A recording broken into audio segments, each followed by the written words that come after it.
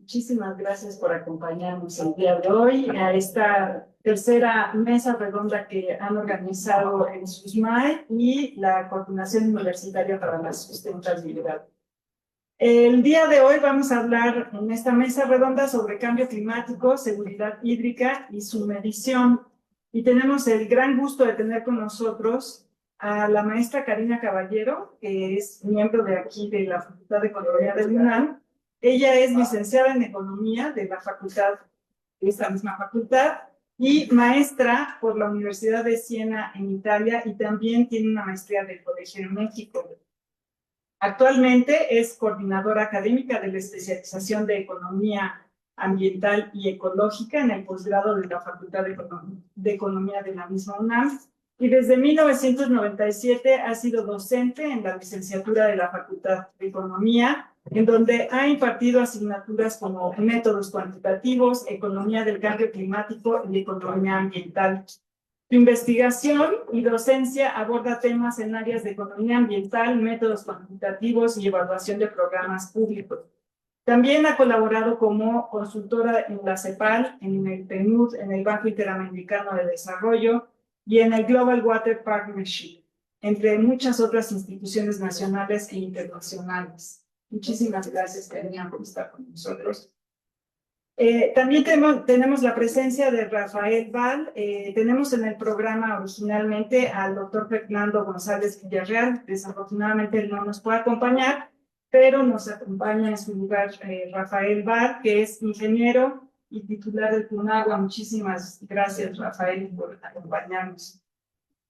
Y por último, no al final, o al final y no por último, tenemos al maestro Eduardo Vega, que es licenciado en Economía de la Facultad de Economía también.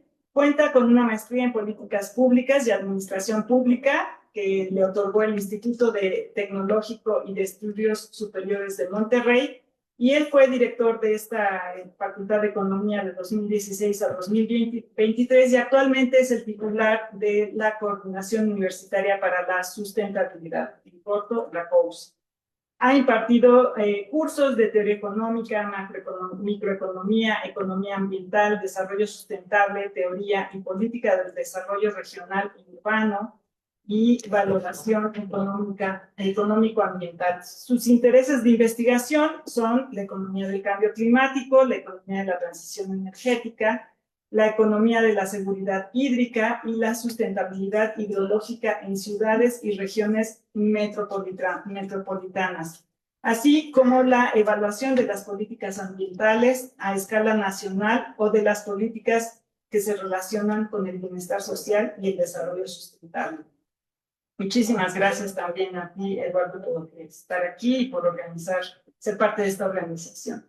Entonces, bueno, vamos a seguir la misma dinámica que tuvimos en la sesión pasada. Vamos a tener 20 minutos de presentación para que nos ponga su tema primero, Karina, y luego nos hará el favor Rafael Val de darnos 20 minutos también en su exposición, y por último Eduardo nos platicará sobre este mismo tema. Les recuerdo, es cambio climático, seguridad hídrica y su medición. Adelante, Karina. Muchas gracias. Primero quiero agradecer la invitación. Muchas gracias, Eduardo, por esta invitación. Mi plática se va a centrar en un tema que tiene que ver fundamentalmente con cómo podemos identificar cómo los servicios ecosistémicos asociados al agua impactan en la economía. Entonces, bueno, eso tiene que ver con cambio climático, ¿no? Entonces, los servicios ecosistémicos, ahora, actualmente podemos decir una cantidad y una calidad. Bueno, definitivamente, con el cambio climático, lo que va a pasar con esa oferta de servicios ecosistémicos es que se va a ver alterado, ¿no? Vamos a tener menos disponibilidad de agua, va a haber más sequías. Cuando hay menos disponibilidad de agua, la calidad del agua también se altera, digamos, además de la contaminación, pero también tiene que ver con esta disposición del agua que se asocia a los cambios en patrones de precipitación que están pronosticados como derivados del proceso de cambio climático. Entonces, en ese sentido, mi plática va a ir en hay diversos servicios ecosistémicos y cómo afectan a la economía. Entonces, ya vamos a llegar hasta cuantificaciones de cuánto podrían ser. Entonces, primero quiero decir que esta plática es resultado.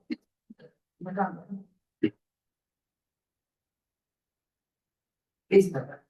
Es extracto, un cachitito de un proyecto grande que se llama Modelos Input-Output sobre riesgos financieros relacionados con la naturaleza, donde participamos un grupo de académicos, Saúl Basurto, Carlos López, Serafín Martínez y Luis Escobar Banco de México. Es una iniciativa de BFIN. Entonces, este es un pequeño extracto de este documento que próximamente se dará a conocer. La motivación de esto es que se puede identificar que el capital natural y ahí adentro los servicios ecosistémicos tienen una relación estrecha con la economía. Es decir, podemos ver que si tenemos una cantidad de agua disponible, podemos generar cierta cantidad de producción, pero también la producción, a su vez, tiene impactos que genera contaminación y extrae demasiada agua, por ejemplo. Entonces, eso es lo que se llama cuando la actividad económica tiene una necesidad de servicios ecosistémicos, son las dependencias, y cuando tiene un impacto directamente, pues son los impactos. Y luego, a su vez, eso se va al sistema financiero, que en esta plática no vamos a llegar hasta esa parte del sistema financiero. Pero un poco, y las dependencias que tienen las actividades económicas de los servicios ecosistémicos tienen que ver con la cuestión, los riesgos físicos. Y los riesgos físicos tienen que ver con la cantidad y la calidad, ¿no? Que cada vez tengamos más sequías, cada vez tengamos más contaminación, cada vez tengamos menos peces, menos cantidad de recursos naturales. Y digamos que los riesgos físicos tienen que ver con eso, con el cambio en la oferta de los servicios ecosistémicos. Y un ejemplo puede ser la reducción de la disponibilidad de agua por cambio climático, ¿no? Entonces las empresas van a verse afectados a la actividad económica por una reducción de agua, es decir, pero sobre todo aquellas empresas que tengan mayor dependencia, no aquellos sectores económicos que tienen mayor dependencia. No todos los sectores económicos tienen la misma dependencia de los diversos servicios ecosistémicos. Por otro lado, están los impactos que generan las empresas. Unas empresas tienen, por ejemplo, generan más emisiones de gas de efecto invernadero y otras generan más contaminación, otras a su vez pueden extraer más minerales, depende de la actividad económica. Entonces, los impactos se pueden asociar a lo que se llaman riesgos de transición.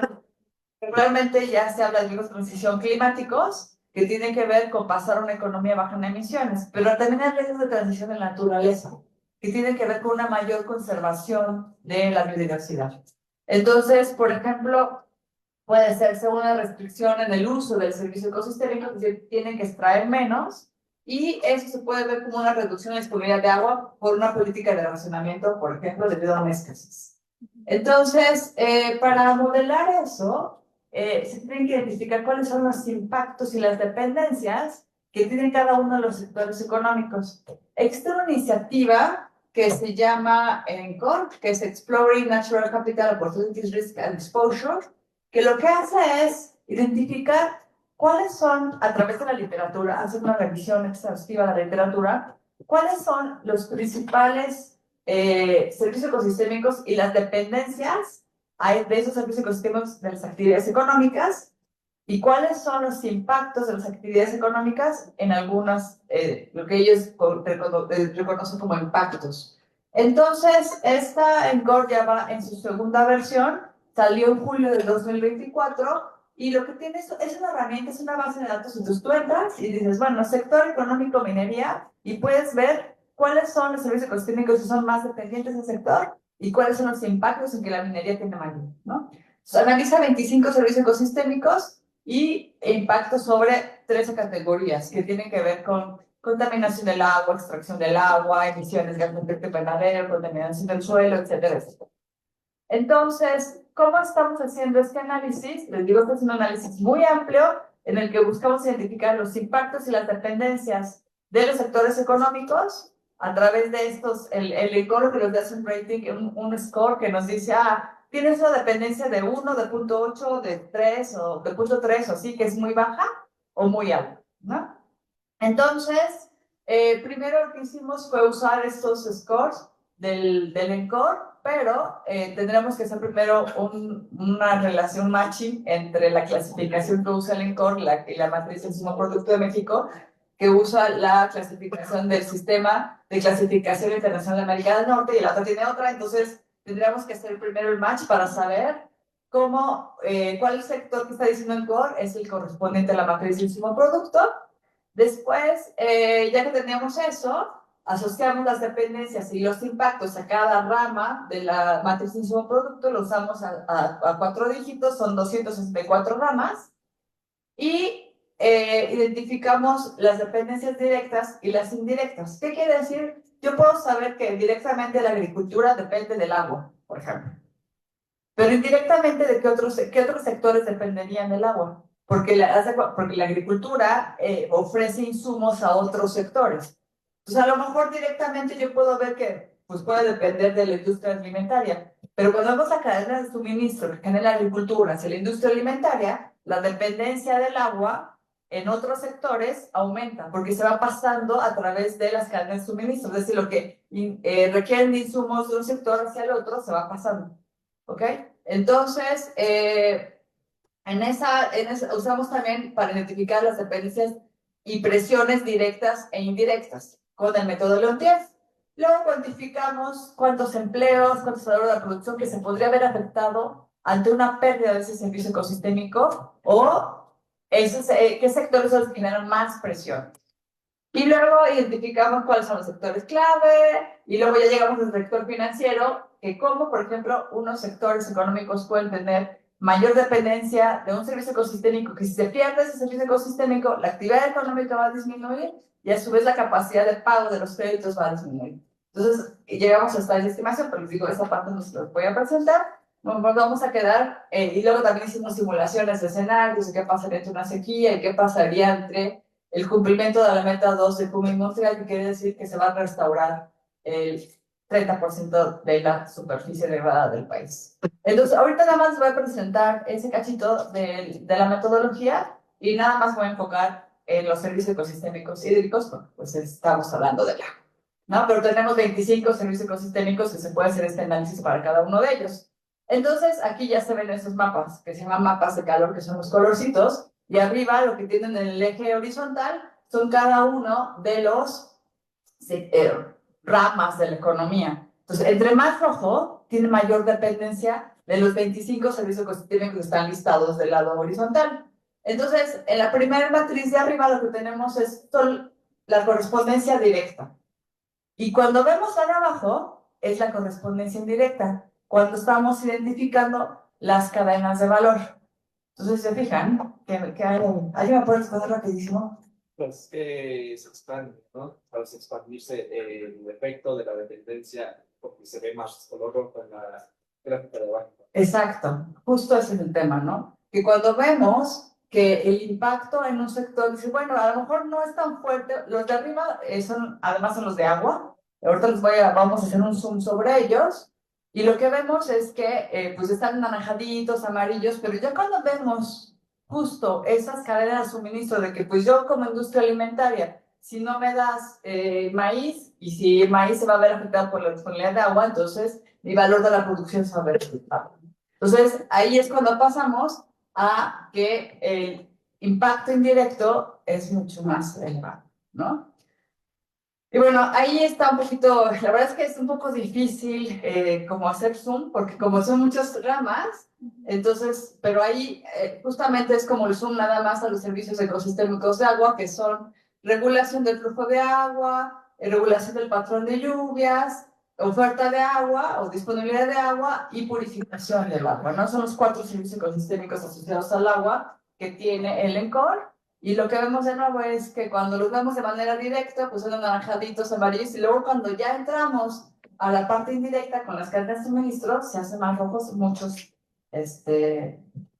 otros ramas. E inclusive, los que están del lado de servicios, estamos hablando de ahí de servicios de la salud y servicios de restauración, de hoteles y restaurantes. Entonces, esos son los que se van a ver también afectados por una alteración en la oferta de esos 4 servicios ecosistémicos.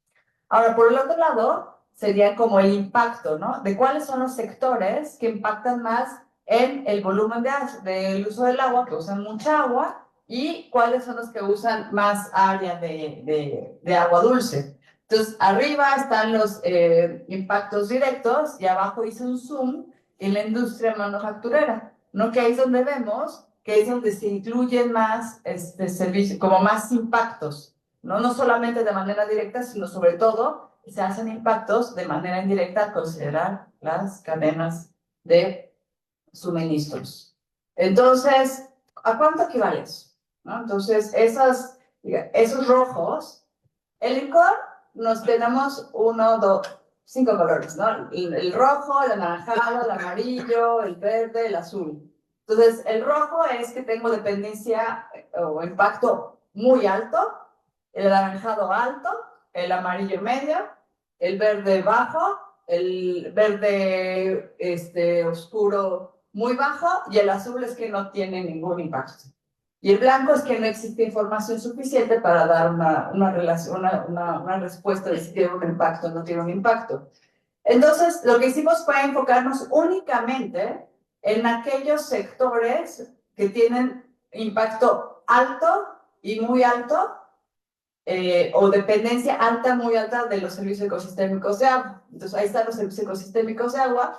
En la parte gris es la dependencia directa y en la parte anaranjada es la dependencia indirecta. Entonces, ¿cuántas ramas dependen de forma, digamos, con el score alto y muy alto? De la purificación del agua son 52, regulación del caudal de agua y regulación del patrón de lluvias, de hecho son los mismos sectores, por eso se repite todo. Y lo que vemos es que son 52 ramas que dependen de la purificación del agua, donde el valor de la producción de esas ramas son de 7.623.313 millones de pesos, ¿no? Entonces, ese es el valor de la producción de esas 52 ramas que tienen una dependencia muy alta de ese servicio ecosistémico de purificación del agua. Entonces, si se altera ese servicio ecosistémico, ese es el valor de la producción que se puede estar viendo afectado.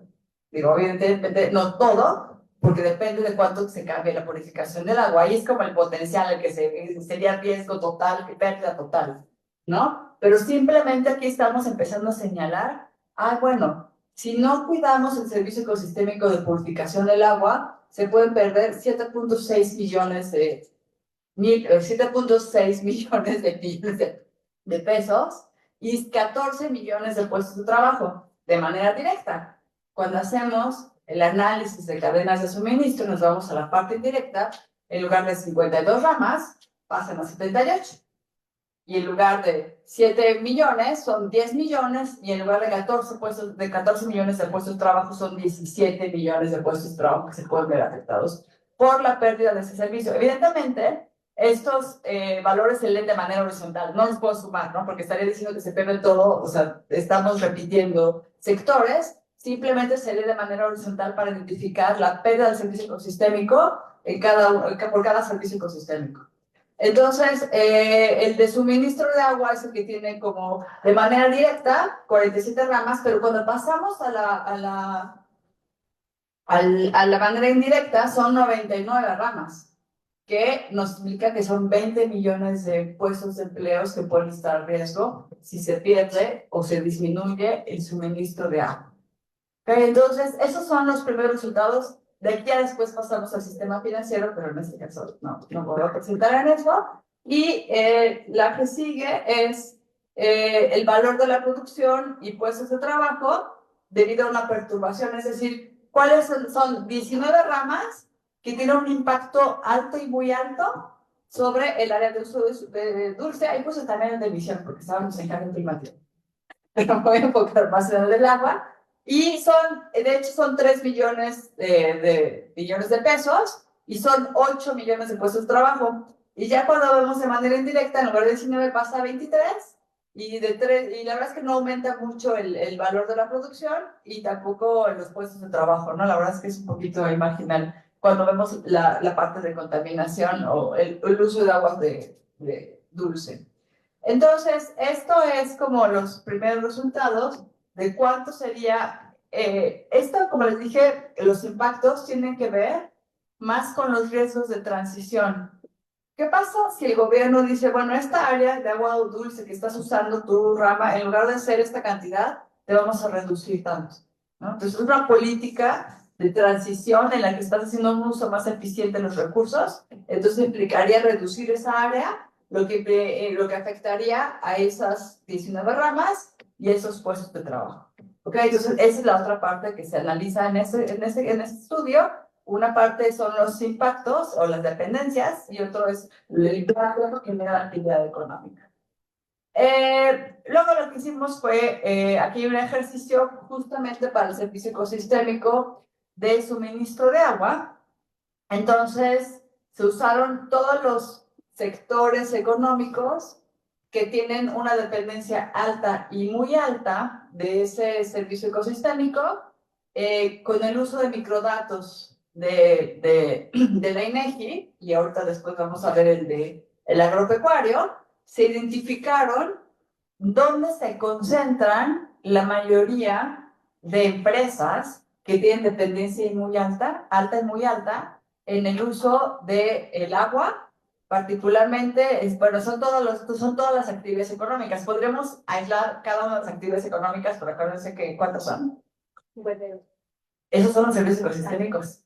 Son 250 actividades económicas, 280 por ahí. Entonces podremos hacer 280 mapas por 52 servicios ecosistémicos. O sea, la información que tenemos se puede granular a ese nivel, ¿no? De ver qué servicio ecosistémico es el que afecta a qué actividad económica y dónde se encuentra espacialmente.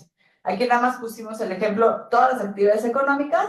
El suministro de agua, podemos ver dónde se concentra, por ejemplo, el uso del agua, que tiene un mayor valor de la producción, un mayor valor agregado, el mayor personal ocupado y dónde están el mayor número de unidades económicas, ¿no? Eso es con microdatos. Entonces, bueno, pues ahí no se ve tan claro ahí la presentación, debemos hacer un poquito más, pero digamos que es en el norte del país y también Veracruz y ahí donde se encuentran un poco más de estas dependencias altas y muy altas. Y finalmente, en este mapa está asociado al valor de la producción agrícola, porque para este mapa se usó el sistema de información agropecuaria para identificar, porque en el censo no vienen, ¿no? Las actividades agropecuarias, solo vienen todas las demás actividades menos las agropecuarias, y para eso usamos el CIAP.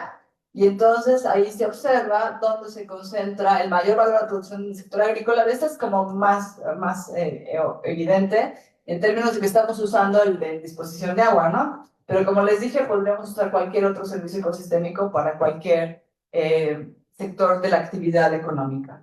Entonces, fundamentalmente, esta información podría ser muy útil en temas de cambio climático, porque estamos identificando no solamente como el impacto físico, eso se podría marchar perfectamente con un mapa de impactos físicos, dónde va a haber más sequías, y entonces podremos identificar dónde se podrían generar mayores pérdidas económicas. Y como les digo después, eso se puede traspasar directamente al sector financiero a través de la cartera de créditos de las actividades económicas. Entonces, este es, como les comento, resultados preliminares de este estudio que incorpora toda la información que les comenté. Muchas gracias. Muchísimas gracias. Bueno, me parece impresionante. Por supuesto, como mi formación es bióloga, siempre veo la perspectiva muy diferente y me encanta ver relacionados aquí los servicios ecosistémicos con la economía, porque pareciera que estamos divorciados en el área de biología y economía, a pesar de que también es un país con los psicólogos y los economistas. Entonces, bueno, esta perspectiva me encanta, me gusta mucho. Muchísimas gracias nuevamente. Rafael, vas a presentar. Sí. Muchísimas gracias. Bueno, buenas tardes. De parte del doctor González, una disculpa por no poder estar aquí y les mando un cordial saludo, perdón. Vamos a presentar lo que estamos ahorita trabajando, desarrollando. Llevamos un año y pico trabajando en esto, que es el índice de seguridad hídrica dentro del CERCI, que es el Centro de Seguridad Hídrica de la UNESCO. Es un centro de excelencia auspiciado por la UNESCO, que está aquí en la UNAM. El director es precisamente el doctor González. Entonces, primero voy a dar rápidamente un contexto del centro para enfocarnos por qué se está desarrollando este índice. Y bueno, el centro de investigación que decía es de excelencia de la UNESCO, tiene como misión promover la cooperación científica entre América Latina y el Caribe, porque el centro se debe a toda la región de aquí de Latinoamérica y del Caribe, ¿no? Entonces tiene que ver por esta zona. Y está encuadrado, empezó sus inicios de trabajo en 2019. Las áreas de trabajo son 4: educación y divulgación científica, fomento a la innovación, investigación, incidencias en políticas públicas y proyectos de alto impacto. Sobre estas 4 áreas son las que trabaja. Y bueno, lo que vamos a presentar ahorita pues está enfocado principalmente en investigación y en proyectos de alto impacto. Esta es un poco cómo está organizado, tiene un consejo directivo, el doctor González Fernando González es el director y bueno, hay una coordinación por ahí.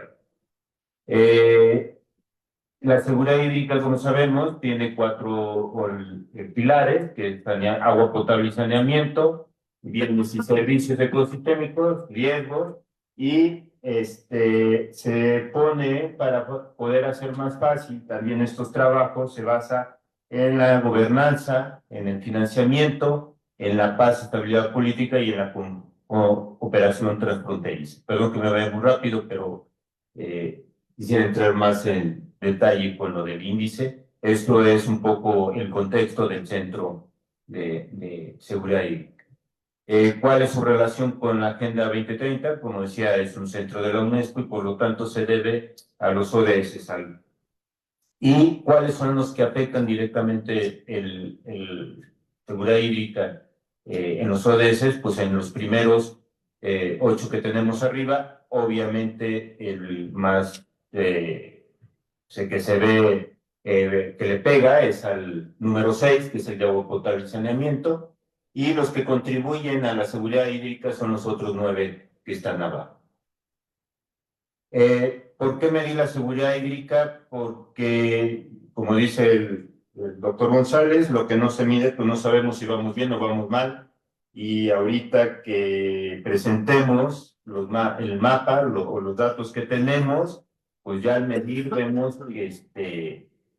porque la región no va muy bien, algunos países van mejor que otros, pero pues ahí se va peleando la problemática en seguridad hídrica y la verdad es que tenemos que echarle más ganas en esto.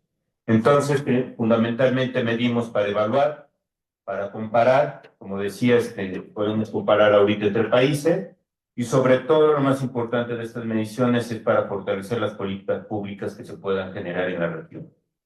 Ya se hablaba en la mesa anterior en donde hay que empezar por casa, por hacer cosas, pero también hay que trabajarlas y en este caso a nivel de Latinoamérica para que nos vaya bien, ¿no? Entonces, el objetivo del índice de seguridad hídrica es evaluar sistemáticamente la seguridad hídrica de los países de América Latina y el Caribe mediante indicadores que expresen avances de políticas hídricas y enfoquen áreas de oportunidad. Más adelante vamos a ver que vamos a usar indicadores que ya nos gusten o no, como los hicieron, pero que son ya aceptados por los países y por lo tanto en esa parte pues no nos vamos a pelear si está bien medido o está mal medido, son la información que los países reportan bajo una metodología. ¿Cómo es que se construye este índice de seguridad hídrica? Bueno, primero se hizo un análisis de la base de informática que teníamos, cuáles eran los datos, todo esto, la información que se analiza sobre los 4 pilares que al inicio platicaba, ¿no? Agua potable, bienestar, ecosistema. Posteriormente se hace una base metodológica en donde se hizo la elección de estos indicadores, porque esos después de hacer una serie de iteraciones y de búsquedas, pues bueno, al final se hizo esta base metodológica, cuáles eran, y también la selección de los países, porque pareciera que es fácil, pero pues no, la verdad es que la información, aunque tengamos el Google y todo lo demás, no es fácil encontrarla, ¿no? Después, otra vez, una vez que se tiene esta metodología, se vuelve a hacer una base informática ya muy específica sobre lo que se va a trabajar para generar el índice de seguridad hídrica y finalmente una base de cálculo y análisis. Y es lo que vamos a presentar a continuación. Toda la base informática para el índice, en la parte izquierda, digamos, viendo de frente, son todas las bases de datos que se estuvieron revisando. La Agenda 2030 de la CEPAL, UNESCO, FAO, BID, etc. Y la verdad es que no todas las bases de datos tienen los mismos datos, ni todas las bases de datos tienen los mismos países, es decir, es un problema poder contar con información de tal forma que lo que buscábamos nosotros es que fuera un dato oficial del país, no un dato que a lo mejor de alguna base de datos que no tuviera esa certificación que viniera de los países o de la UNESCO. Entonces, las características que deberían de tener nuestros datos son que fueran sistemáticos, disponibles, relevantes, confiables, pero también comparables, ¿no? Entonces, buscábamos estos 5 puntos para poder trabajar con ellos. Y eso es como fuimos la interacción que veíamos de las partes de informática. ¿Cómo está conformado el índice de seguridad hídrica? Son 4 subíndices, ahorita lo vamos a ver. El subíndice de agua potable y saneamiento, por obvias razones, el subíndice de agua y desarrollo, que no sé cómo va creciendo, el de la salud de los ecosistemas, que ya se estaba hablando aquí, y un subíndice de resiliencia, que es un poco más social, un poco más de feeling, porque las encuestas que se hacen en relación a estos indicadores. ¿Cómo se conforma un subíndice? El subíndice está conformado por diferentes indicadores. Estos indicadores tienen un dato crudo, que son los que se meten a la ecuación que ya se generó y que fue generada por la UNESCO para ese indicador, y por lo tanto tenemos una información integral. Entonces, este es un valor del indicador, y una serie de indicadores nos conforman un subíndice. Aquí podemos ver que hasta el momento, como generamos el índice de seguridad hídrica con estos 4 subíndices, pues el subíndice 1, que es el de agua potable y saneamiento, está integrado por 3 indicadores, el subíndice 2 de agua y desarrollo por 2 indicadores, el subíndice 3, el de salud de ecosistemas, por 3, y el de resiliencia por otros 3. Esta es la conformación final que nos quedó ahorita, con la cual trabajamos con 11, pero estuvimos trabajando con 17 indicadores, 14, veíamos que la información no funcionaba bien, no teníamos la certeza y la confiabilidad de ellos, y al final nos quedamos con estos 11 indicadores. ¿Cuáles son estos 11 indicadores? Aquí está muy pequeña, no se trata de aburrirlos con la tabla, simplemente de señalarlos. El de agua potable y saneamiento usa los indicadores de los ODS del 6.11, 6.21 y el 6.31. El de agua y desarrollo usa el indicador 641, 642.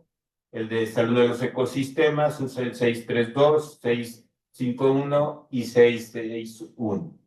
Y el de resiliencia, que les decía que es un poco más social, de encuestas, usa el indicador 151, 1152 y 3321. Como les digo, estos indicadores ya están aceptados por los países, son los que reportan los países. Nos guste o no, la información y los resultados que vamos a ver a continuación de usar la información de los países, pues bueno, es lo que tenemos, y precisamente después de el siguiente paso es mejorar la información. La base de cálculo y análisis se basó tenemos el 90%, se está barriendo el 90% de la población de América Latina y el Caribe, con 11 países. El periodo de análisis es de 2015 a 2022. Pero algo muy importante para poder entender ahorita las siguientes ecuaciones es que nuestras ecuaciones se basan en 3 ejes. El eje del subíndice, que en este caso vamos a tener 4 subíndices, como veíamos. Y también vamos a tener un eje que es el tiempo, que va de 2015 a 2022, que son 8 años, y también en el eje de los países que son 11 países. Entonces, nuestras ecuaciones se basan en estos tres ejes, perdón, y el de subíndice, pues a su vez se basa en esos indicadores que está conformado. Aquí, muy rápidamente, lo de al lado no se ve nada, de qué significa cada una de las letras, pero los subíndices, la T, están conformados por una T mayúscula, que es la temática, y una T minúscula, que es el tiempo. Entonces, esto nos da el tema, por ejemplo, el tema de agua potable y saneamiento, el tiempo para el 2015, y tenemos el indicador 1, el indicador 2 y el indicador I, que en este caso solamente son 3 indicadores, en el tiempo que es 2015. Entonces es el 6.11, 6.21 y 6.31 como ejemplo, ¿no? Y para normalizar los subíndices usamos la B, que es 1000 entre el número total de subíndices entre el número de indicadores de cada uno de estos subíndices. En este caso nos da 83.33 porque son 3 indicadores con 4 subíndices. Abajo tenemos la ecuación del índice de seguridad hídrica para América Latina y el Caribe, por eso tanta sigla y tan largo, que está en función del tiempo y del país. Y está conformado por cada uno de estos subíndices temáticos en ese tiempo. Entonces, para hacer el primer subíndice, el primer índice de seguridad hídrica, el T, por ejemplo, sería para 2015, país México, y entonces sería la sumatoria del subíndice de agua potable para 2015, el subíndice de desarrollo para 2015, el subíndice de resiliencia para 2015 y el subíndice de ecosistemas para 2015. Entonces, eso nos daría el índice de seguridad hídrica para 2015 para México. Y así para cada uno de los 8 años tendríamos que estarlo haciendo. Abajo nos da precisamente el promedio de ese índice de seguridad hídrica, en donde ya juntamos todos los subíndices de esos tiempos, de 2015, 16 hasta el 2022, y lo dividimos entre 8, nos da el promedio de ese subíndice. Entonces, toda esta base de datos se generó con cada uno de los indicadores, por cada uno de los años, por cada una de las temáticas, por cada uno de los países. De tal forma que ya como resultados tenemos que a lo largo de estos 8 años, el comportamiento de la región, pues sí ha ido mejorando, ha ido aumentando. Empezamos con valores de seguridad hídrica de los 586, y para 2022 de 650. Sin embargo, vemos que el crecimiento o este índice de seguridad hídrica es bajo porque el máximo de puntos son 1000, o sea, todavía nos faltan 350 puntos. Y en promedio estamos en 621, ¿no? Entonces, sí se ha trabajado en la región, pero para llegar a lo que nos pide para 2030, pues todavía hay un trecho por hacer, ¿no? Estos son los países, como están, pues los resultados que obtuvimos por país, el promedio por país de los 8 años. En azul tenemos los que van bien, que son Chile, Uruguay, Brasil, en donde anda su índice de 676 para Chile, hasta de 719 en Panamá, Brasil con 714 y 718. Entonces, estos países, digamos, que van bien, han estado trabajando.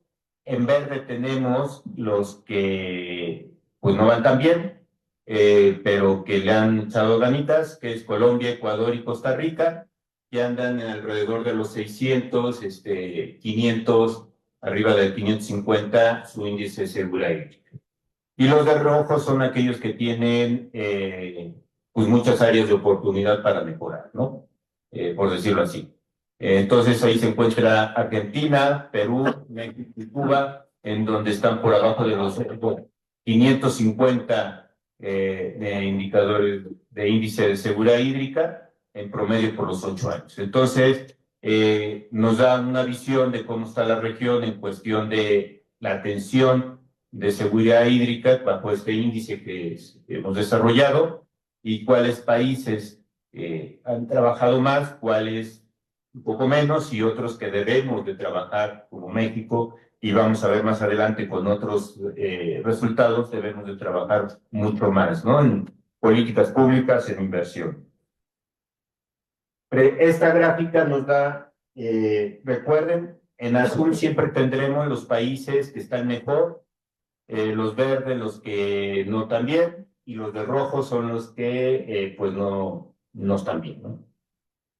Sin embargo, aquí el número que tenemos dentro de la barra son el índice de seguridad hídrica para 2015 de cada uno de los países. Y están organizados de mayor a menor, pero en función del crecimiento que han tenido a lo largo de los 8 años. Entonces, un país como es Argentina, que tiene un índice muy bajo en 2015, que es de 420, ha sido el que más ha trabajado a lo largo de los 8 años y tiene un crecimiento de 136 puntos. Posteriormente, bueno, el siguiente es Cuba, que tiene un índice de 514 y que ha trabajado y tiene un crecimiento de 133. Perdón que me detenga aquí, pero creo que es importante que veamos estos países, como algunos, aunque empezaron muy bajos, con su índice en 2015, han estado trabajando y su crecimiento ha progresado y otros no, la verdad es que otros se han estancado. Perú, su índice era de 493 en 2015 y ha crecido 89 puntos. El ejemplo de Brasil es el mejor país. ¿Por qué? Porque tiene un índice en 2015 de 673 y a lo largo de estos 8 años, aunque no ha crecido como Argentina o Cuba, pero sí creció 83 puntos, más que los otros países que están en azul. Y así consecutivamente. Para el caso de México, por el tiempo me voy más rápido, para el caso de México para 2015 está en rojo, tiene 534 puntos para 2015 y su crecimiento fue únicamente de 27 puntos. Perdón, y un ejemplo muy claro de estancamiento es el siguiente país, que aunque está en azul, que es Uruguay, con 2015 tenía un índice de seguridad hídrica de 707, pues su crecimiento únicamente fue de 8 puntos. Esta gráfica es, después de que tuvimos estos resultados, bueno, ¿y esto qué nos da? ¿O contra qué lo podemos comparar? ¿O qué podemos hacer? ¿O qué nos indica? Y empezamos a comparar con algunos índices pues, que ya existen, que no tenemos que resolver ni poner en duda, y uno de ellos es el PIB per cápita. Y aquí vemos otra vez en azul, verde y rojo, en la última barra en Latinoamérica, que si quieren esa no con mucha atención, pero los azules son los que están bien, que ya veíamos que sus índices de seguridad hídrica promedio pues están en los 700, Brasil en 678, y si vemos el cuadrito amarillo, que espero se vea en internet, aquí lo vemos muy claro, tienen un PIB alto. Entonces, lo que nos indica es que si los países que han estado creciendo, que tienen un índice de seguridad hídrica alto, es también porque se refleja un PIB alto. No así, por ejemplo, los verdes o los rojos, en donde su PIB anda entre los 6,000 y 8,000 dólares por habitante, ¿no? Entonces, sí hay un reflejo entre el índice de seguridad hídrica y el Producto Interno Bruto per cápita. Otro dato que pudimos obtener es precisamente la inversión per cápita en agua potable y saneamiento por los países. Aquí nos falta Cuba, porque Cuba no lo reporta. Y entonces esta inversión de agua potable y saneamiento lo comparamos con el subíndice de agua potable y saneamiento, para que fueran posiblemente comparables, ¿no? Con el índice de seguridad hídrica, en donde engloba otros 3 subíndices que no necesariamente se ve reflejado el beneficio de agua potable y saneamiento. Entonces aquí fue la inversión per cápita en agua potable y saneamiento de estos países y el subíndice de agua potable. Como pueden ver, Chile, ya voy a mencionar rápidamente, Chile tiene un subíndice de agua potable muy alto, casi llega a los 250 puntos, que es lo máximo, tiene 238. Sin embargo, su inversión per cápita en agua potable y saneamiento es de $8 por persona. Con lo cual, pues lo único que hace es estar haciendo un mantenimiento. No así Panamá, que aunque tiene un índice de 180, subíndice de 187, invierte $35. México, para variar, tiene un subíndice de 128 y pues invierten $8 por persona en agua potable y saneamiento, de acuerdo a la información que obtuvimos y que está, en este caso era del Banco Mundial. Como les digo, es información basada en oficial. Y bueno, tengo unas gráficas más, pero por el tiempo terminaría aquí. Lo único que me iría es a qué lecciones obtuvimos de esta información. Pues la verdad es que la región va avanzando muy lento en cuestión de seguridad hídrica. Para el 2030 no vamos a llegar.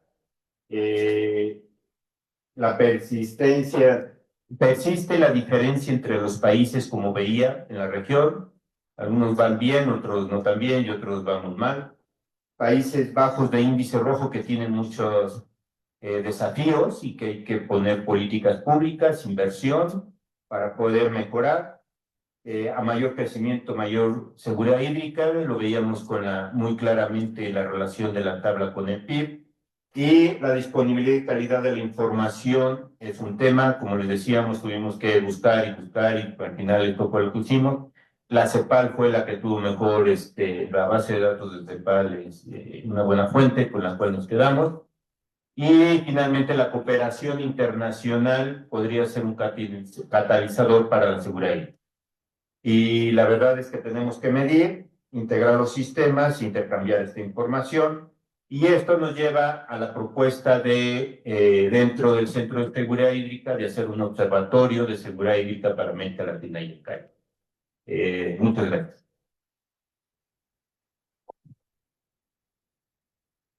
Muchísimas gracias. Bueno, nuevamente me llama mucho la atención esta metodología. Ya la habíamos visto hace unas semanas en la Embajada de Cuba, de Canadá, perdón, cuando la presentaron. Y no deja de sorprenderme que en México, a pesar de que se supone que es un país con bastante potencia económica, según lo que yo entiendo, tenga este problema de seguridad hídrica. Supongo que está mucho relacionado con los ecosistemas en los que está inmerso. Sería cuestión de platicarlo un poquito más adelante, pero muchísimas gracias por esta presentación. Perdón por apurar. No. Y bueno, el siguiente es Eduardo Vega, que nos va a hablar durante 20 minutos. Muy bien, Muchísimas gracias. claro que si me prestas el micrófono. Es más fácil, vamos. Sí, más fácil y con este chorro de voz. Más a ver. Mil disculpas por la afección, que espero sea temporal. Y entonces, a lo mejor deba alzar un poquito más la voz para que me oigan bien. Bueno, yo me voy a centrar. Fíjense lo interesante que es esto. Lo que voy a presentar ahora es apenas uno de los componentes de uno de los subíndices del índice de seguridad hídrica que nos ha presentado Rafael. Y la diferencia es que cuando uno cambia de escala, entonces pues es pertinente hacer otros énfasis en la línea. ¿A qué me refiero? Rafael nos decía que dentro de los componentes del índice de seguridad hídrica está el subíndice de agua y desarrollo. Y uno de los componentes de ese subíndice es presión hídrica. Y bueno, si uno se queda con la presión hídrica a escala nacional, para compararla, por supuesto, con otras naciones, pues entonces esa es una ruta. Y la otra es ver hacia el interior, en el caso de México, pues qué es lo que ocurre cuando vemos diferentes entidades federativas, diferentes regiones o incluso diferentes ciudades. Entonces, nosotros podemos hacer lo siguiente. En esta tabla, que es justamente una cobertura temporal de 2005 a 2030 para el caso de México, se refiere a los volúmenes disponibles de agua renovable por habitante en relación con siempre con el promedio nacional.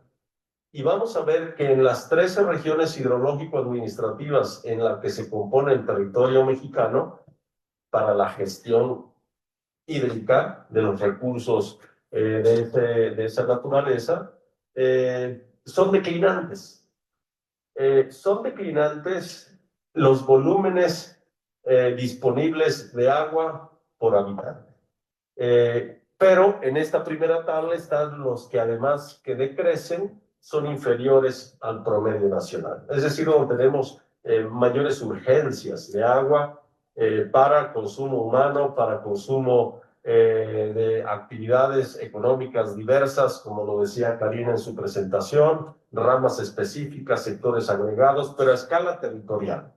Y entonces podemos ver que si en 2030, que ya está a la vuelta de la esquina, son 5 años, y si Rafael con el índice de seguridad hídrica a escala de América Latina y el Caribe nos dice con razón y fundamento que va a estar muy difícil que hagamos una inflexión en las tendencias en curso para poder cumplir los objetivos y metas de, en particular, el objetivo número 6 de Objetivos de Desarrollo Sostenible, pues cuando uno lo ve a escala nacional por regiones, también vemos que los retos son muy desafiantes. 2030, todas las cifras que están allí las podemos ir viendo si quieren, son casi año tras año de los que están registrados, menores. En algunos casos específicos, pero muy puntuales, son excepción. Crece en otro año, pero vuelve a decrecer y la tendencia es declinante en todos los casos, en relación al nacional y en relación consigo mismas. Entonces, es más o menos esperable. El volumen disponible de agua o es constante o con oscilaciones desciende en cada lugar y la población crece. Entonces, es esperable estadísticamente que esto ocurra, pero no porque sea esperable es que uno deba de decir, bueno, pues entonces no hay que hacer nada. No, yo creo que hay que hacer muchísimo y es lo que nos están sugiriendo tanto Karina como Rafael en esta mesa de que debemos de actualizar los diagnósticos por sectores de actividad, por actividades específicas, por territorios, regiones, y entonces saber cuáles son los mejores manejos del agua. Si ponemos el énfasis, ya lo dije, solo en este concepto de presión hídrica, que no es otra cosa más que la relación que hay entre los volúmenes de agua concesionada para diferentes usos consultivos sobre los volúmenes o caudales disponibles de agua renovable, entonces esa presión hídrica puede ser muy alta si es mayor a 100 ese cociente, si es mayor de 40 hasta 100 es alta, y en todos estos casos son 7 regiones, es un buen pedazo de país, son muy altas y altas. Es decir, el primer triangulito o el primer circulito rojo es el registro actual o más reciente, generalmente es 2022, 2023, y el siguiente es 2030. Es la estimación estadísticamente esperada, y entonces vemos que cuando teníamos solamente un caso de muy alta presión hídrica, pues la de la región 13, Aguas del Valle de México, pues ahora se suma la región 1, Península de Baja California. Las otras regiones son importantísimas también. Río Bravo es la más grande del país y es la región fronteriza con Estados Unidos, es prácticamente casi todo Chihuahua, casi todo Coahuila, un buen pedazo de Nuevo León, otro buen pedazo de Tamaulipas, en la parte norte de Durango, un pedacito oriente de Sinaloa, Entonces, es mucho ese pedazo de país que es el Río Bravo. Las cuencas centrales del norte igual, es la tercera en territorio, más grande, digamos. La Lerma Santiago Pacífico es la más importante en el sentido, en el punto de vista demográfico, es la región que tiene mayor residencia en población allí radicada y mayor actividad económica, de manera señalada en corredores industriales de alta tecnología. Es el bajío y occidente del país, que tiene, claro, una capacidad productiva agrícola, ganadera, turística, que no hay duda está registrado y reconocido en esa región, pero también es el cinturón industrial tecnológico más importante de México. Entonces, la región 8, Lerma Santiago Pacífico, también es una gran demandante de agua y vemos que hay una presión muy alta que crece hacia el 2030. Igual el río Balsas, ¿no? O la región del Balsas, que va desde Puebla, Morelos, una parte de Guerrero, una parte de Michoacán, un pedacito del sur de Jalisco. Toda esa región central del país es importantísima y también está en una demanda creciente de agua para usos consultivos y pues el noroeste no es excepción, es todo Sonora, la parte norte de Sinaloa, la parte poniente de Durango y una partecita sur de Chihuahua, que es uno de los graneros de México junto con Sinaloa, el noroeste. Sinaloa es otra región, es el Pacífico Norte que viene en la siguiente etapa. Pero estas 7 regiones representan a escala nacional el 64% del territorio continental del país, el 70% de la población y el 78% del Producto Interno Bruto. Es decir, tenemos que hacer algo para mejorar la situación hídrica en estos lugares que tendrán beneficios directos, tangibles en su población, en sus actividades diarias y en la capacidad de mejor aprovechamiento de los recursos hídricos. Algo similar, me voy más rápido, algo similar es en la siguiente tabla. Aquí están las otras regiones que faltaban. El Golfo Norte, Península de Yucatán, Pacífico Norte, Pacífico Sur, Golfo Centro y Frontera Sur. Bueno, en la misma lógica vamos a ver que todas y cada una declinan, pero la gran diferencia de estas regiones son que estas 6 superan el promedio nacional. Es decir, son regiones menos secas y al menos 3 o 4 de ellas son muy húmedas. Y entonces podemos ver que el grado de presión hídrica cambian, ¿no? Y tenemos una que sigue siendo muy alta, superior a los 40%, y crece hacia el 2030, es el caso del Pacífico Norte, que decía, es donde se concentran más, en términos de territorio, no de número, en términos de territorio donde se concentran más distritos de riego, o mejor dicho, en términos de territorio donde se concentran más hectáreas regadas, aunque sean pocos distritos. Mientras que el grado de presión hídrica medio pues está en el Golfo Norte, que es fundamentalmente Tamaulipas, no solo, pero Tamaulipas y la península de Yucatán. Fíjense que la península de Yucatán, antes del 2005, es decir, cifras del siglo XX y todavía 2001, 2002, 2003, registraban un grado de presión hídrica bajo. Un grado de presión hídrica bajo, es decir, menos del 20%, aunque más del 10%. Y ahora ya está en una presión media, lo cual debiera preocupar. La península de Yucatán están modificándose sus sistemas hidrológicos en estos años más recientes y eso se registra estadísticamente. Igual, estas 6 regiones representan a escala nacional el 36% del territorio continental del país, el 30% de la población y el 22% del Producto Interno Bruto. Fíjense que como aquí fundamentalmente son 2 variables las que están detrás de esta discusión, ¿cuántos volúmenes de agua se concesionan? Es decir, por ley tenemos derecho a tener acceso al agua para diferentes usos.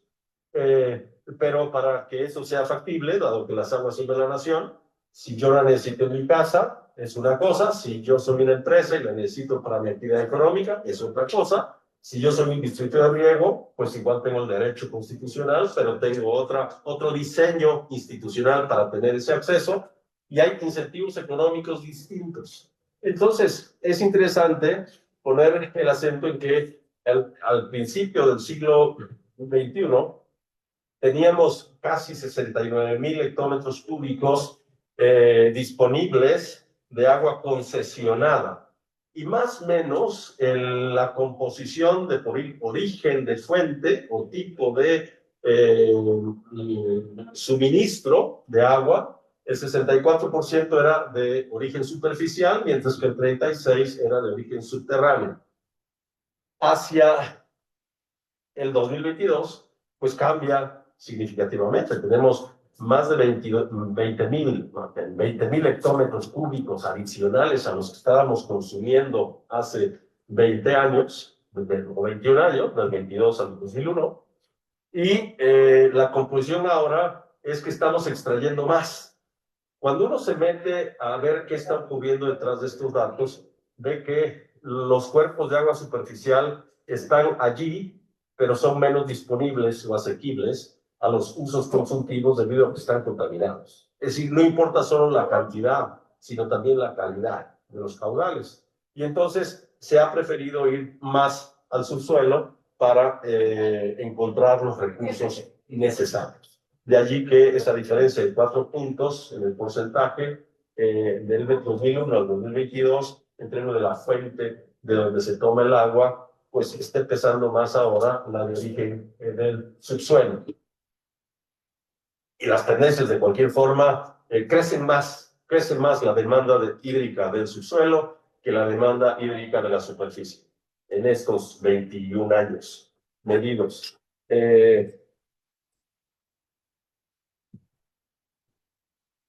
Bueno, aquí rapidísimo, para que sepamos cómo quienes nos dedicamos a esto, no hay duda, pero digamos para quienes estudiantes interesados en hacer investigación, tesis, lo que sea, de primera vez, pues es interesantísimo ir a los registros de la red, el registro público de derechos de agua, para saber cómo se concesionan los volúmenes, cómo se concesionan los caudales, para qué usos consultivos.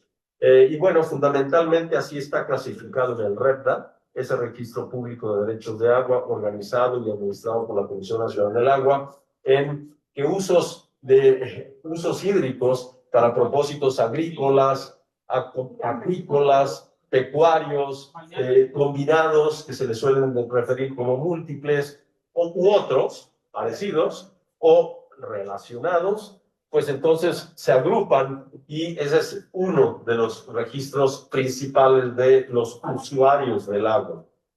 Luego están los industriales, que es desde las agroindustrias hasta las actividades propiamente manufactureras, pero está también, me refiero a los circulitos amarillos, los servicios, pueden ser muy diversos, incluidos, por cierto, los del turismo, pero también están, además de los servicios, las actividades manufactureras y las de comercio. Luego están ya las de uso doméstico, que se conoce como abastecimiento público de agua. Entonces, para que las viviendas, los hogares tengan agua, generalmente es entubada, ojalá fuera muy pronto potable, que es otro de los componentes o subíndices del índice de seguridad hídrica que me mencionó Rafael, el agua potable. En México, por ejemplo, uno ve las estadísticas de Comisión Nacional del Agua o incluso los registros de los avances de los ODS de México, específicamente vinculados al ODS número 6, va a ver que el agua potable tiene una cobertura aproximada de 65%, apenas el 65%, mientras que el agua entubada tiene un registro de 93-94%. Entonces, la que generalmente se publica es la de agua entubada. Si ¿tenemos agua en casa? Sí tenemos. ¿De qué calidad? Veamos, pero la requerimos en la casa, al menos la requerimos potable, sobre todo para higiene, para preparación de alimentos, para lavar platos y vasos y vajilla familiar, etc. Para otros usos no necesitamos agua potable, ¿no? Pero entonces ahí viene un desafío justamente de política pública, de cómo diferenciar los usos consultivos del agua, incluso en un mismo espacio, que no necesariamente tiene que ser una empresa, sino en el hogar. Necesitamos diferentes calidades de agua y esa discusión de cuánto cuesta la inversión directa necesariamente ejercida no se está presupuestando. Bueno, y tenemos además los usos,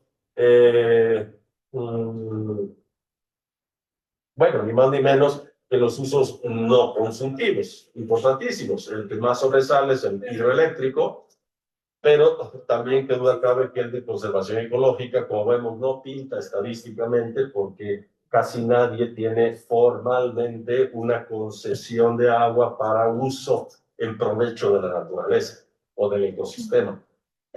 Puede que existan otros cuerpos de agua, tanto superficiales como del subsuelo, que existen, que corren, se filtran y escurren y conviven, pero que no necesariamente haya concesiones. Pero las que sí están concesionadas para ese propósito declarado es apenas perceptible.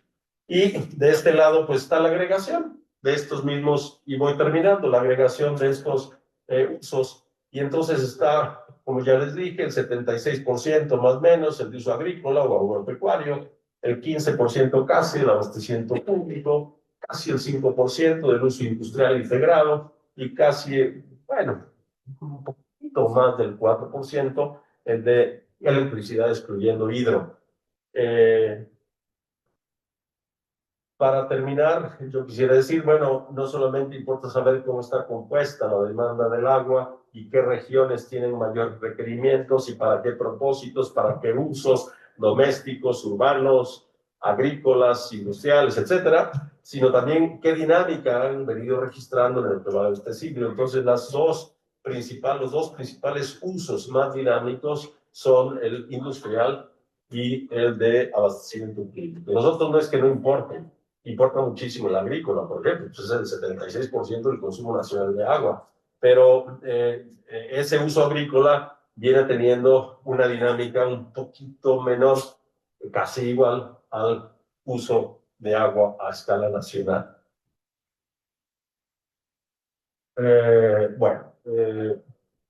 La sequía es otro ingrediente imprescindible para conocer la presión hídrica, porque cuando hay recurrencia, intensidad y cobertura frecuente de sequías, pues entonces tenemos mayores requerimientos de agua y si no tenemos o vamos a tener menos, tenemos que hacer cosas ya. Esto no es solamente lo que ha ocurrido en el pasado, esos mapas ustedes pueden bajar del monitor de sequías de México, sino hoy es la versión más reciente de ese monitor, es del 15 de marzo de este año. Y como vemos, estamos en sequía en un buen pedazo del país, todo Sonora, Sinaloa, bueno, ahí están los estados listados, perdón, Coahuila, Durango, y son 4 regiones hidrológico-administrativas importantísimas. Esas 4 regiones hidrológico-administrativas, fundamentalmente hoy aún en sequía severa, no leve, severa, son 32 distritos de riego que tienen una cobertura territorial del 62% de todos los distritos del país y son 26 zonas metropolitanas. Entre ellas, esas que están ahí, no son las únicas. O sea, vive un montón de gente, son zonas metropolitanas y producen mucha riqueza agrícola. Este es el resumen que viene en Comisión Civil del Agua, de la presión hídrica en México en 2022, y como vemos, pues solamente la región 5, que es Pacífico Sur, la región 10, que es Golfo Centro, y la región 11, que es Frontera Sur, son las regiones sin estrés hídrico significativo. Porque son un muy buen temporal, es donde más llueve y tenemos el problema inverso. No sequías, pero sí inundaciones. Entonces también esto está en el índice de seguridad hídrica como dijo Rafael, así es que hay que estudiar también las simulaciones. Muchísimas gracias.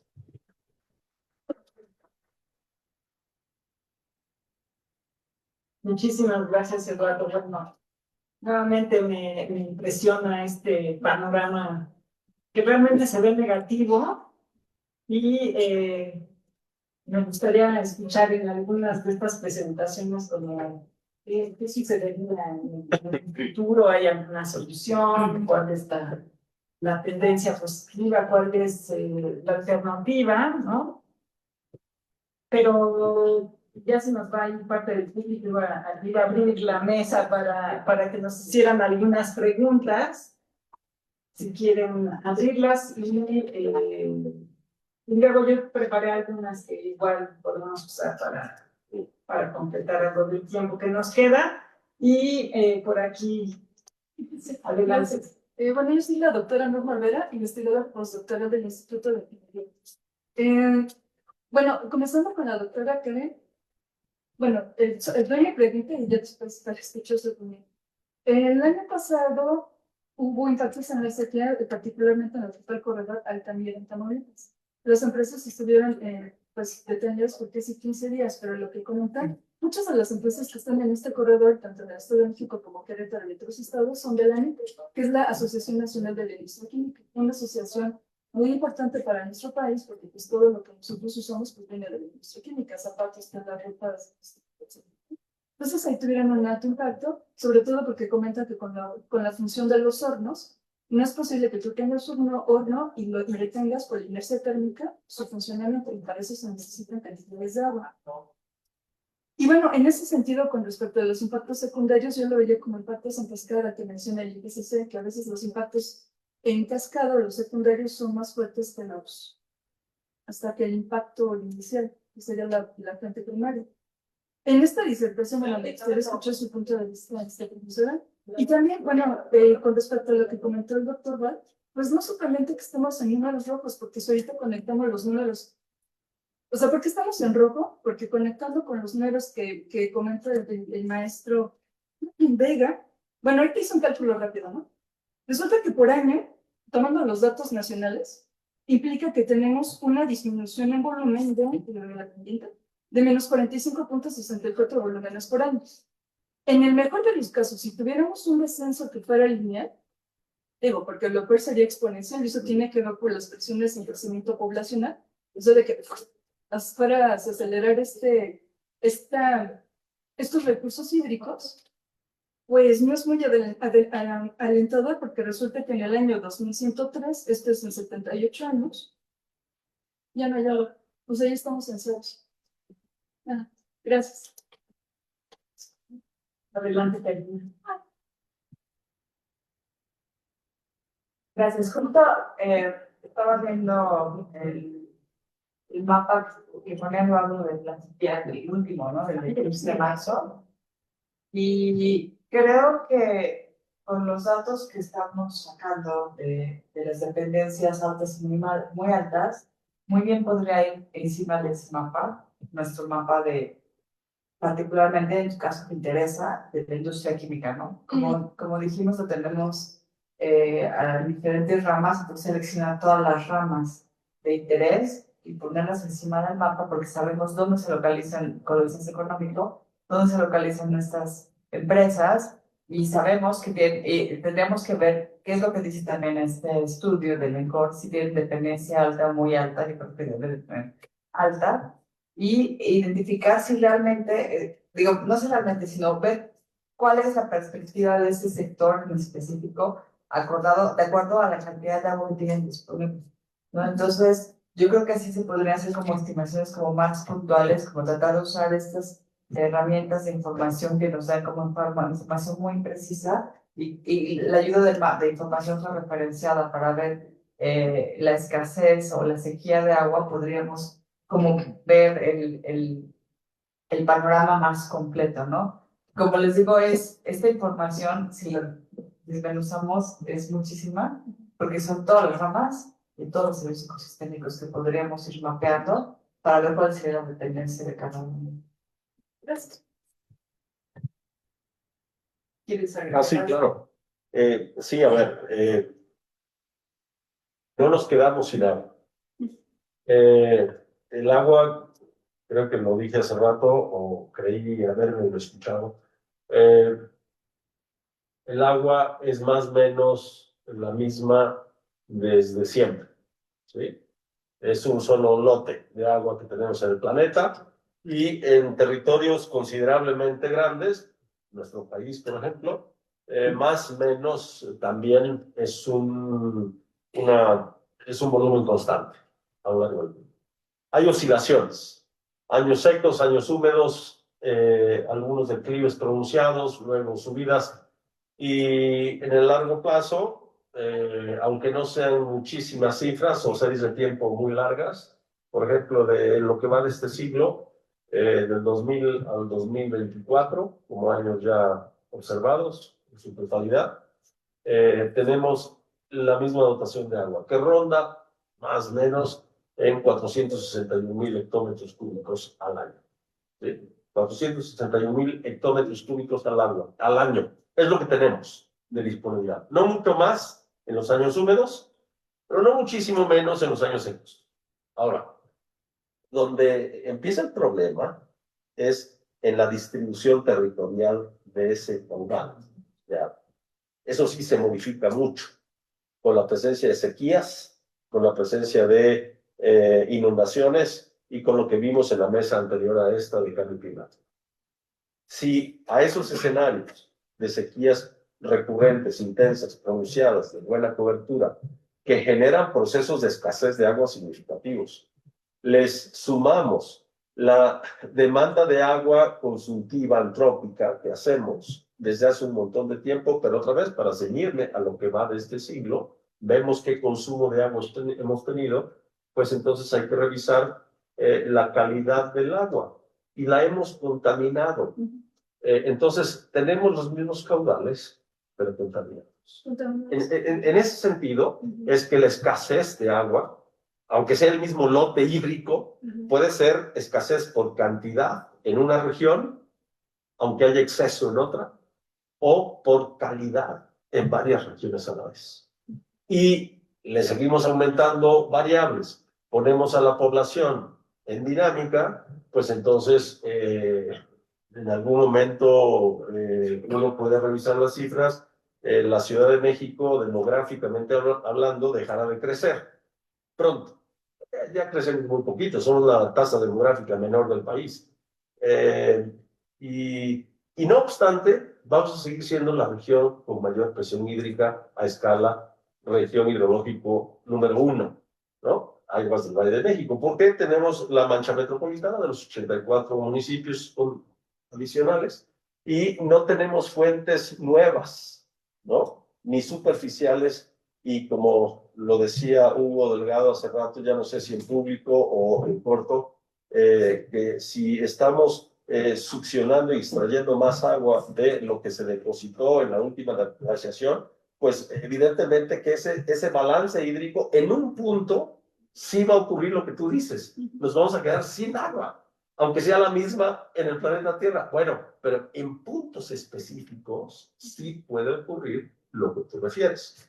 En el agregado no. Entonces es lo que nos importa. Por eso a mí sí me interesa muchísimo hacer siempre el énfasis del análisis territorial, del análisis regional, del análisis municipal, porque no es lo mismo lo que ocurre en el agregado nacional o global de lo que ocurre en Sinaloa o lo que ocurre en Los Mochis o lo que ocurre en Mazatlán o lo que ocurre en Chiapas o lo que ocurre en tus fronteras, ¿no?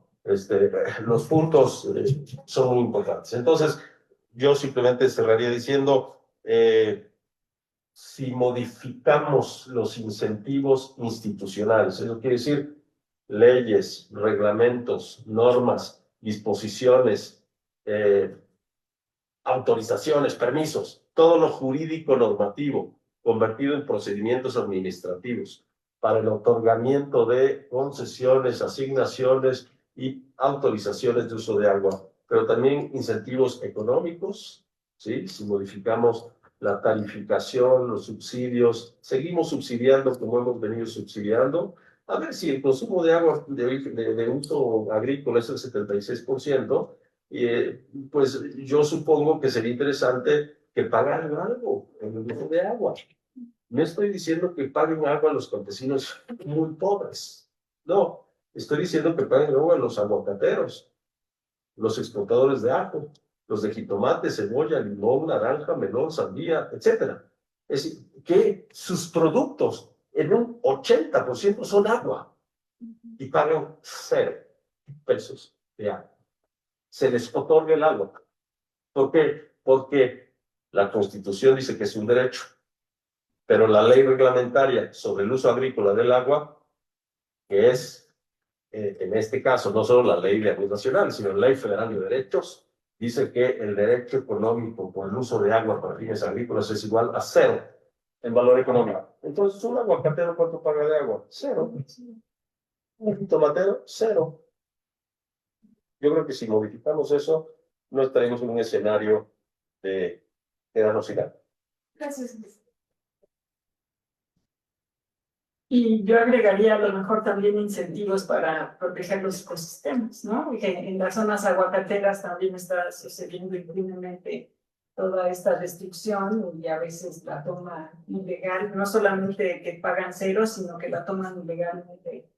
En unas regiones se transforman ilegalmente los ecosistemas. Entonces sí, la situación es muy negativa. Por acá teníamos otra pregunta. Adelante.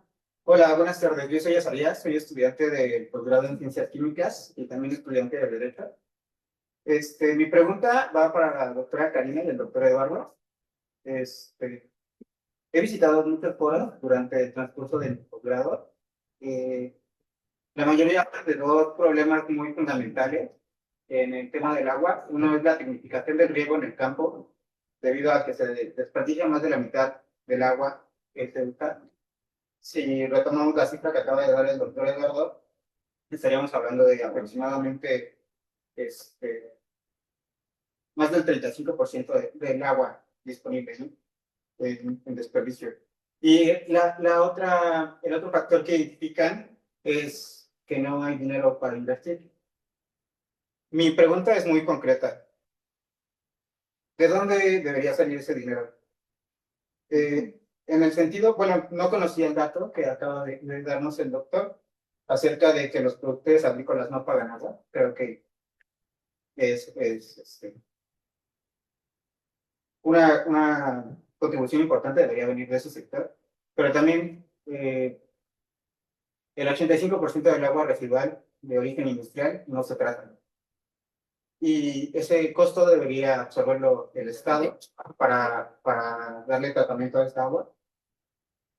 Entonces, además, también en los foros siempre se habla o se presume sobre la inversión que se hace, pero la mayoría, es más, no tengo memoria en este momento de ninguna que se haya hecho para darle tratamiento al agua. Todas son en el sentido de la extracción, o llevar esa agua que se extrajo a otro lugar, a otra planta, y por ahí de paso, pues si hubo afortunados, a alguna comunidad. Pero, bueno, esa es mi pregunta para ustedes dos. ¿De dónde debería venir ese dinero? Gracias.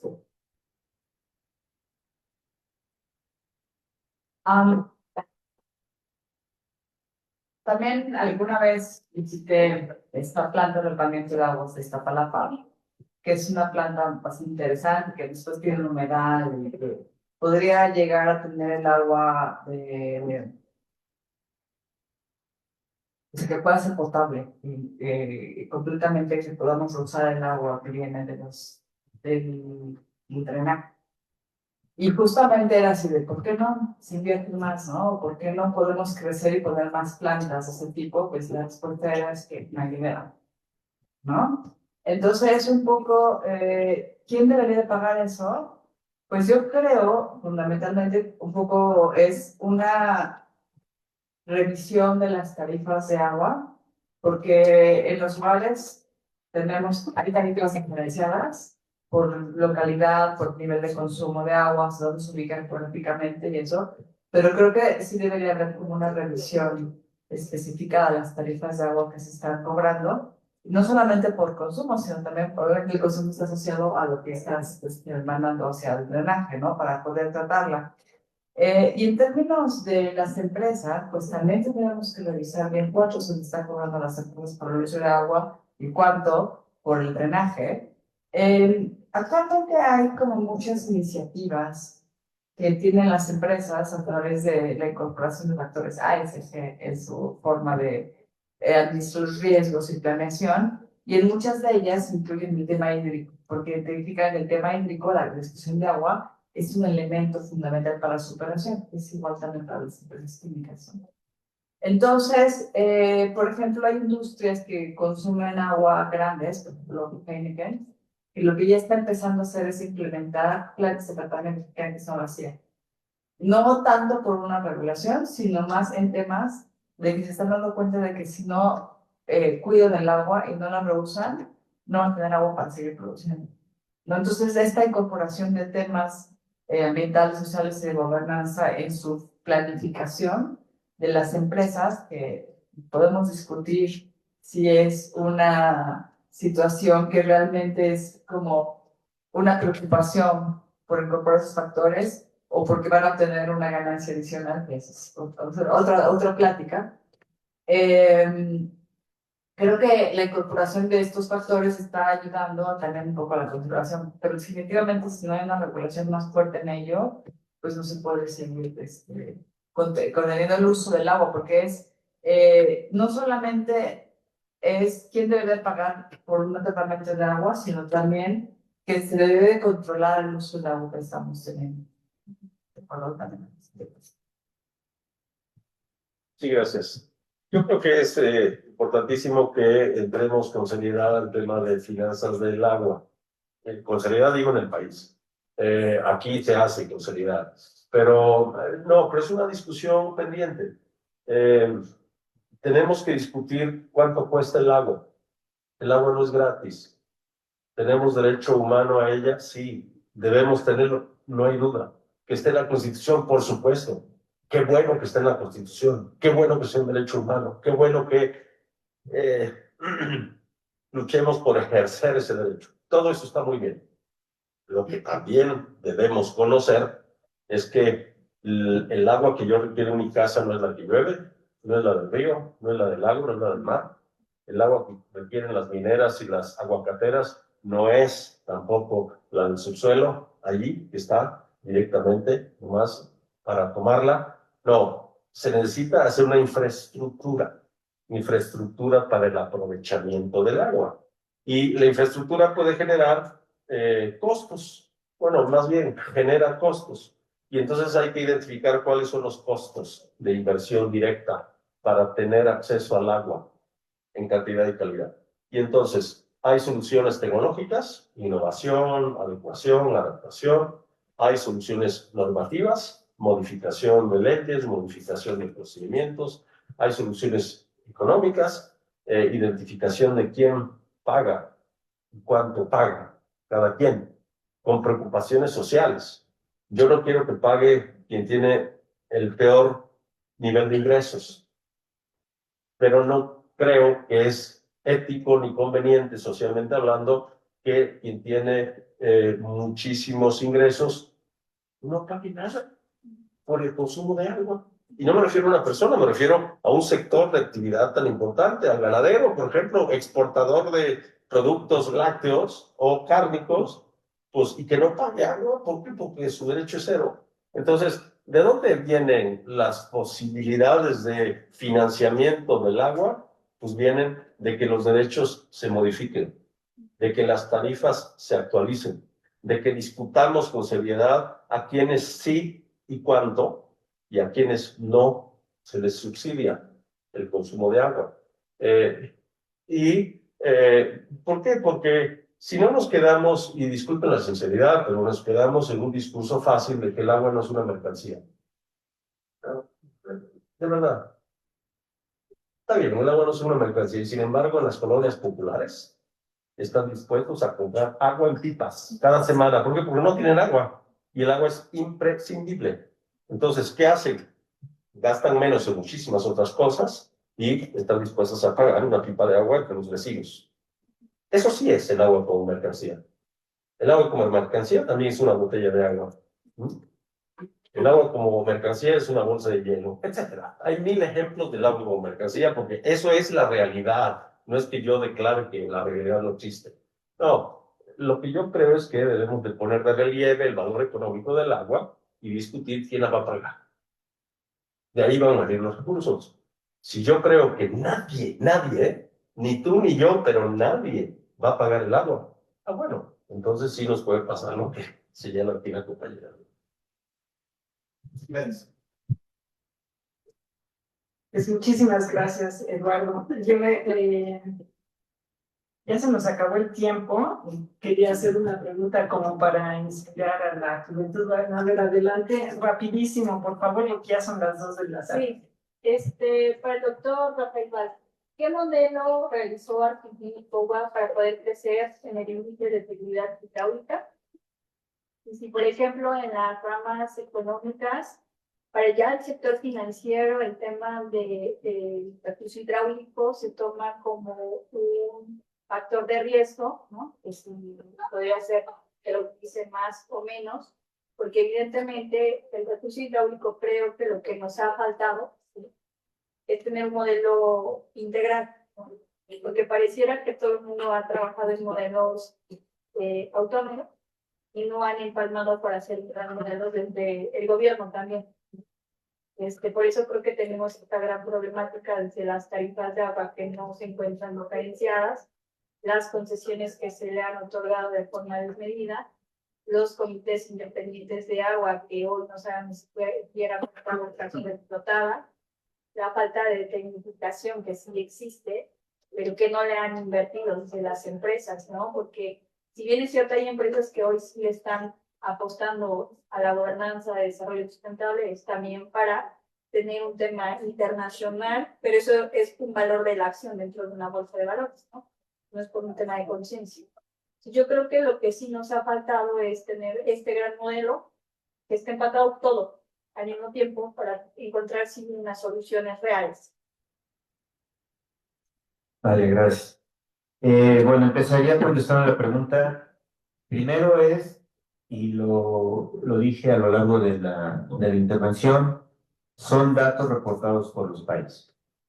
Y es un dato reportado por cada uno de los indicadores a lo largo de los años y que ellos supuestamente, y digo supuestamente porque ahí sí, pues cada quien evalúa o mete el valor, que puede ser cierto o no, de cómo obtiene ese resultado para ese indicador. Lo que sí es que es un valor oficial por cada uno de los países.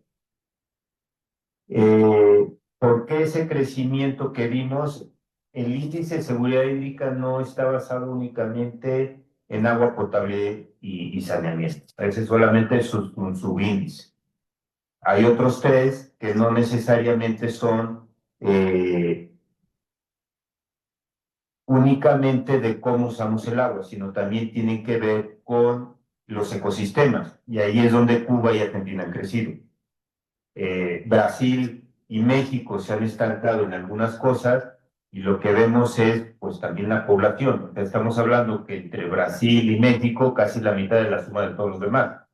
Entonces el PIB, como lo vimos ahí, pues es muy bajo para Brasil y para México por función per cápita por el tipo de población. Entonces, el crecimiento que se ve muy grande, o no muy grande, sino mayor en estos países, aunque su índice de seguridad hídrica en 2015 es mayor, pues no logran sobrepasar lo que tiene Chile o lo que tiene Uruguay o lo que tiene Panamá, porque ya empiezan muy abajo, ¿no? Pero principalmente no es tanto en la mejora en el índice 1, sino en el índice 3, en el subíndice 3, que es el de ecosistemas, y en el 4, que es más una de resiliencia, que ese es un poco más social, ¿no? Ahí es donde vimos que se han enfocado más los trabajos. Entonces, ese, digamos, es el beneficio del índice de seguridad hídrica, que no es solamente la explotación, como comentaba que es el subíndice de desarrollo, estaba Eduardo, sino también hay otros factores dentro de estos indicadores que nos dicen pues cómo va el país, ¿no? O sea, quiénes han hecho mejor las cosas. Aquí la verdad es que a lo largo de las 2 mesas que he estado aquí, pues han hablado de los ecosistemas como pareciera que no los atendemos, y no los atendemos. Entonces, pues el número en ese subíndice es decreciente, estamos en negativo. Entonces, si le vamos sumando, pues por eso no pasamos de error. Bueno, pues ahora sí, muchísimas. Ay, perdón. Bueno, no sé qué hacer, pero voy a dar esa opción. A la maestra querida, ¿es posible conocer en la base de datos que usted mencionó la eficiencia con la que los sectores emplean el agua, refiriendo a la eficiencia como el volumen de agua requerido para el ingreso que obtiene, o el ingreso ponderado con, más bien, el volumen de agua ponderado por ingreso? El tema de las estadísticas del agua a nivel industria es algo complicado. Como se dieron cuenta, cuando Eduardo presentó el consumo de agua por sectores, había uno que decía industria. Pero no entras y desmenuzas dentro de la industria que hay. Es algo, es una tarea pendiente, se podría hacer un buen trabajo de tesis.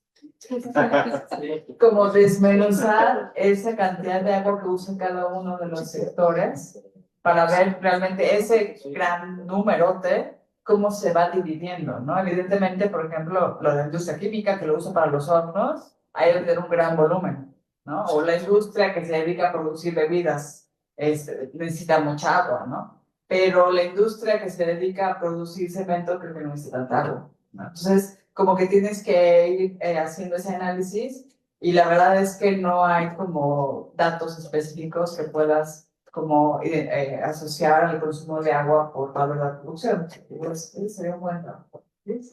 Se podría aproximar, por ejemplo, con los datos del censo, porque en el censo las empresas dicen cuánto gastan en agua, aunque después hay que ver las tarifas donde se encuentra cada una de las empresas para saber con ese gasto qué tarifa enfrentan y qué volumen de agua se consume, porque no les pregunta cuánto consumen, preguntan cuánto gastan, entonces ahí ya es bastante complicado porque no tienes ese volumen de agua, pero ese es un trabajo interesante. Y la base de ENCOR lo único que nos dice es qué tan dependiente es, no nos dice cuánto consume, nos dice, ay, es de muy alto, alto, bajo, o sea, dada estos scores de 0.24 hasta el 8, digo, por ejemplo, hasta el 1, de la dependencia de cada uno de las ramas de los 25 servicios ecosistémicos que cubre esta o 50%.